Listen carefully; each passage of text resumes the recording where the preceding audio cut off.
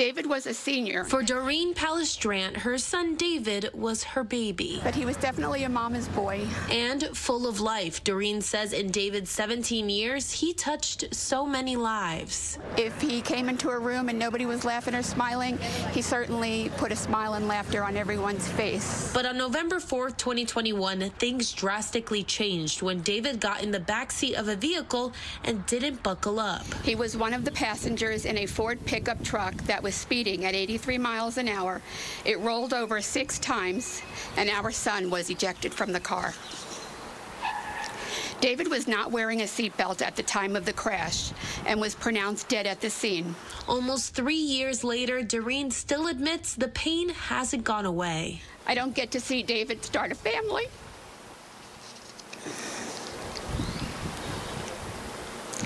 I don't get to dance at his wedding.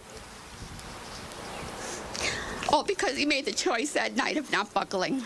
But Wednesday morning, she shared her son's story at TxDOT's Click It or Ticket seatbelt and education campaign. To teach others, so no other family has to go through this. She was joined by officials with TxDOT and local enforcement agencies, including APD, DPS, and EMS, to push the importance of seatbelt safety. TxDOT reports 1,183 people who weren't wearing their seatbelts died in a car crash on Texas roads. 1 second from here to here.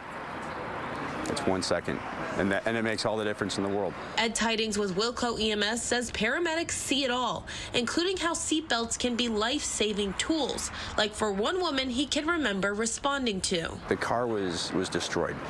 It was crushed in on 3 different sides. It had rolled over several times, and she was sitting cocooned with her seatbelt on and a whole bunch of airbags. It took us 40 minutes to get her out of the vehicle, and she walked away. This isn't just about asking people to buckle up. It's also about enforcing it. Starting May 20th through June 2nd, law enforcement officials will step up enforcement. Tickets up to $200 will be passed out if a driver or passenger fails to buckle up.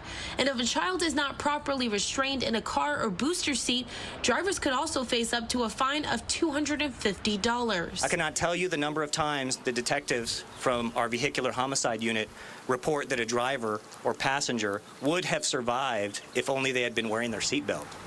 This is a tragedy that is absolutely preventable.